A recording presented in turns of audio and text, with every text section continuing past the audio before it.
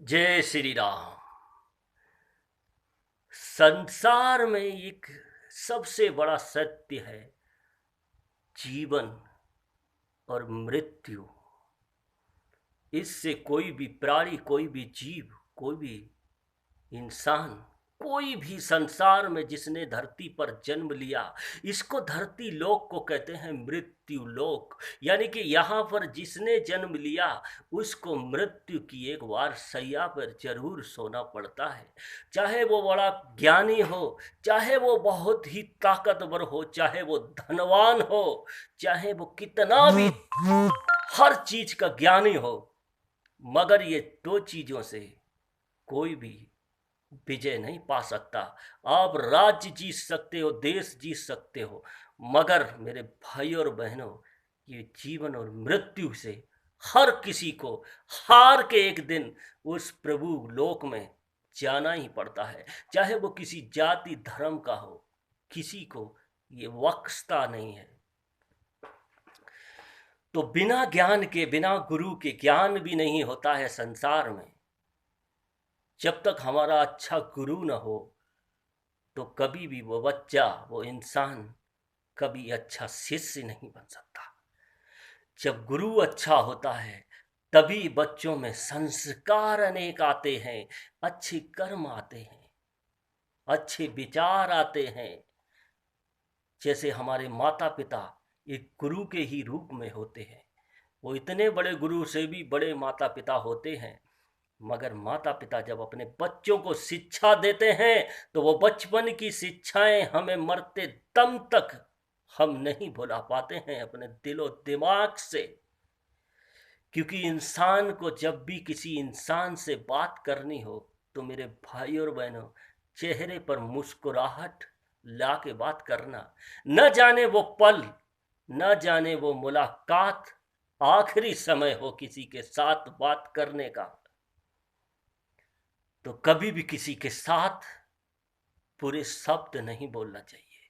न जाने भगवान ने वो हमारे दो पल की मुलाकात आखिरी हो जिंदगी की, और जो एक बार इस संसार से बिछुड़ गया तो वो दोबारा इस जन्म में हमें नहीं मिलता है। क्योंकि जो सत्य है उसे पहचानो मेरे भाई और बहनों। क्योंकि जब कभी भी आ सकती है मौत, किसी को पता नहीं संसार में। चाहे वो कितना बड़ा वैद्य हो, डॉक्टर हो, हकीम हो, कोई भी हो, चाहे वो कितना भी माया का उसके अंदर जुनून हो कि माया से हम मौत को भी खरीद सकते हैं, ये सारी चीजें झूठ हैं मेरे भाई और बहनों। सत्य को पहचानो और एक मनुष्य की तरह रक्षा करो, उसके साथ जीवन अपना व्यतीत करो। दुखियों को दुख में साथ दो उनका। यही हमें हमारा सनातन धर्म हजारों वर्षों से यही सिखाता है हमें कि हर जीव जंतु पर, हर चीज पर दया करो, प्यार करो। क्योंकि जब भी हम सागर का पानी पीते हैं तो वही सागर का पानी मेरे भाई और बहनों खारा होता है, और वही आकाश में जाने के बाद उस सागर का पानी एक मीठा और एक अमृत की भांति हो जाता है। क्योंकि बिना गुरु के ज्ञान के जैसे सागर में पानी पीने के समान होता है, और जैसे गुरु हमें ज्ञान देता है तो हम भगवान की खोज में अपने मन को लेके पहुंच जाते हैं। उस प्रभु के चरणों में सब कुछ है, मगर एक ही चीज नहीं दे सकता है वो भगवान। वो मृत्यु को टाल नहीं सकता, क्योंकि उस मृत्यु को एक बार आना ही है। क्योंकि जीवन हुआ है तो मृत्यु तो सत्य है। तो हर किसी को अपने गुरु से ज्ञान लेना चाहिए, अपने माता पिता से ज्ञान लेना चाहिए। तो एक राजा थे, बहुत ही धनी थे, उनके पास बहुत अपार संपत्ति थी। और जब उनको पता लगा कि अब मैं वृद्ध हो चुका हूँ, अब मैं मरने के कगार पे आ चुका हूँ और मेरा बचने का कोई मार्ग नहीं सूझ रहा है। तभी मेरे भाइयों और बहनों, उस राजा ने अपनी सारी दौलत को बक्सों में बंद कराया और आंगन के अंदर, महल के अंदर एक मंदिर था, भव्य मंदिर। उस मंदिर के बगल में राजा ने वो सारा खजाना अपना दबा दिया और एक कागज पे लिख दिया अपने पुत्र के लिए कि मास के महीने में शाम के 4 बजे मंदिर की जो चोटी है, उस मंदिर की जो चोटी है, उसकी छांव में खजाना दबा हुआ है। मेरे पुत्र, इसको आप निकाल सकते हो। और राजा ने हस्ताक्षर करके कागज को अपनी सेज पर रख लिया और कुछ दिनों के बाद उस राजा की मृत्यु हो गई और उसके पुत्र ने उनका अंतिम संस्कार किया बड़े श्रद्धा भाव से। सारे नगर को दान पुण्य सारे काम किए, मगर जब उस राजकुमार को कुछ धन और दौलत की कमी होने लगी, तब उसने बोला, वही कागज निकाला, बोले पिताजी ने तो बोला था कि इस मंदिर के पास में है या अंदर है, इसको खोज लिया जाए और खोदा जाए। तो वो राजा का पुत्र जब उस मंदिर के चारों तरफ घूमा, उसके दिमाग में नहीं आया, मगर उसने ये मास के महीने का याद नहीं किया, क्योंकि वो बिना ज्ञान के उसने अपना काम शुरू कर दिया और जाके उस मंदिर के चारों तरफ भटका, ऊपर नीचे दाएं बाएं, उसको कहीं भी माया नहीं मिली। और उस राजकुमार ने उस मंदिर को खुदवा कर चारों तरफ देख लिया, मगर उसको माया नहीं मिली और हताश होकर बड़े क्रोध में बोला कि मेरा पुत्र, हे पुत्र, अब क्या करूं? तेरे दादाजी थे तो वो तो ये झूठे थे, बहुत ही भयानक झूठे थे। उन्होंने झूठ बोला मुझसे कि इस मंदिर के पास में दौलत गड़ी है, उसको निकाल लो, यही सोचकर। और उस राजकुमार का पुत्र था, उसने बोला कि पिताजी, ऐसा नहीं हो सकता, दादाजी कभी आपसे झूठ क्यों बोलेंगे? एक आप ही तो उनकी अकेली ही संतान हो, जैसे मैं संतान हूँ आपकी अकेली, तो आप क्या मुझसे हर चीज झूठ बोलोगे? तो उसने बोला कि नहीं पुत्र, मैं झूठ नहीं बोल सकता, मगर मेरा पिता झूठ बोल रहा है। वो राजकुमार गुस्सा में जाकर अपने नगर के रास्ते पर चल पड़ा, अपने खेतों की तरफ, और यही बुदबुदाता हुआ चला जाता था कि मेरा पिताजी कितना बड़ा झूठ है, कितना बड़ा झूठ है।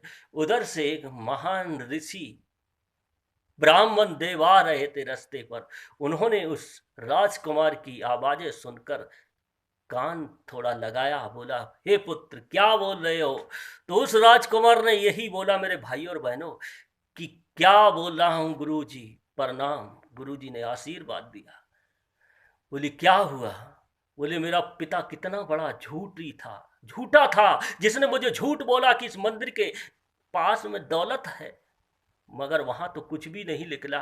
ब्राह्मण देव, मैंने उस मंदिर तक को तोड़वा दिया, खुदवा दिया, मगर वहां कोई माया नहीं निकली।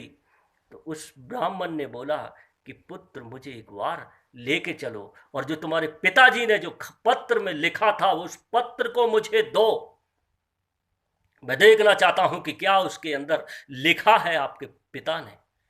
तो मेरे भाई और बहनों, यानी कि बिना ज्ञान के आप कुछ भी नहीं कर सकते हो संसार में। तो उस ब्राह्मण देव ने देखा और उसमें लिखा था, मास के महीने में शाम के 4 बजे भवन की छांव में, यानी कि मंदिर की शिखर की चोटी की छांव में इतना खजाना यहाँ गड़ा हुआ है। तो ब्राह्मण देव ने बोला कि हे राजकुमार, इस मंदिर को तत्काल बनवाया जाए जैसा बना हुआ था। तो बोले तो क्या माया इसमें प्रकट हो जाएगी? राजकुमार बोला। तो ब्राह्मण देव बोले, हे पुत्र, मेरी बात सुनो और इस मंदिर को जल्दी से जल्दी बनवाओ, क्योंकि मास का महीना आने वाला है। तो बोले मास के महीने में? राजकुमार बोला ठीक है गुरुदेव, जो आज्ञा। तो राजकुमार ने महलों को, अपने कर्मचारियों को आदेश दिया कि जैसा हमारे पिताजी का मंदिर था वैसा ही मंदिर, भव्य मंदिर बनवा दिया जाए। बन के तैयार हो गया। मास का महीना आया मेरे भाई और बहनों, यही सोचने वाली बात है। मार्च का महीना आया, शाम के 4 बजे मंदिर की शिखर की छांव में, यानी कि जो मंदिर का स्तंभ था, लंबा सा जो मंदिर था, उसकी छांव 4 बजे के समय, जहां पर उस मंदिर की स्तंभ की छांव पहुंची, शिखर की छांव, ब्राह्मण देव ने बोला कि पुत्र, यहां इस जगह पर खोदो, ये सारी माया यहां है। तो उस राजकुमार ने बोला, हे ब्राह्मण देव, आप क्या मुझसे ये अधर्म करा रहे हो? इस मंदिर के आसपास पूरा मंदिर खोद दिया, मगर वहां नहीं मिली, इस छांव के नीचे क्या मिलेगा? तो ब्राह्मण देव ने बोला कि हे पुत्र, हमारी बात पर यकीन करो और इस जगह को खोदा जाए। तो मेरे भाई और बहनों, जब उस जगह को खोदा गया तो वो सारा उन राजा का जो जितना माल था, खजाना था, वो वहीं पर निकला। तो इसलिए बिना ज्ञान के कुछ भी नहीं है संसार में। आप बिना ज्ञान के कुछ भी करते रहते हो, कुछ भी करो, उसका हमें फल प्राप्त नहीं होता है। चाहे माता पिता को अपना गुरु मानो, चाहे अपने गुरु को अपना गुरु बनाओ। अब लोग कहते हैं कि गुरु तो हर कर्म करते हैं उल्टे सीधे, आसाराम बापू, राम रहीम, सत्यपाल जी महाराज, ऐसे गुरुओं को बनाने से फायदा क्या है?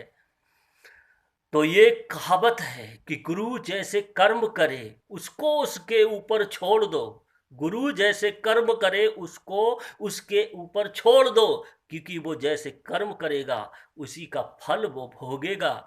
हमारा जो कर्म है, कर्तव्य है, हम वो अपनी शांति से करें और हम अपने कार्य को आगे बढ़ाते चलें। गुरु ने क्या किया, क्या नहीं किया, इस पर हमें ध्यान देने की आवश्यकता नहीं है। तो मेरे भाई और बहनों, अच्छा लगे थोड़ा लाइक शेयर और सब्सक्राइब जरूर करें, और कमेंट लाइक शेयर जरूर करें, ताकि हर किसी के, सनातन धर्म वाले भाइयों को और हर धर्म के भाइयों को, हर मजहब के भाइयों को ये दिल की बात छू जाए और इंसान बन जाओ, इंसान बन जाओ, इंसान के काम आओ, इंसान बन के। क्योंकि मौत का पता नहीं किस पल, किस घड़ी, किस मिनट के दायरे में किसको आघोष में ले ले और इस दुनिया से उस दुनिया भेज दे। जय श्री राम, जय सनातन धर्म।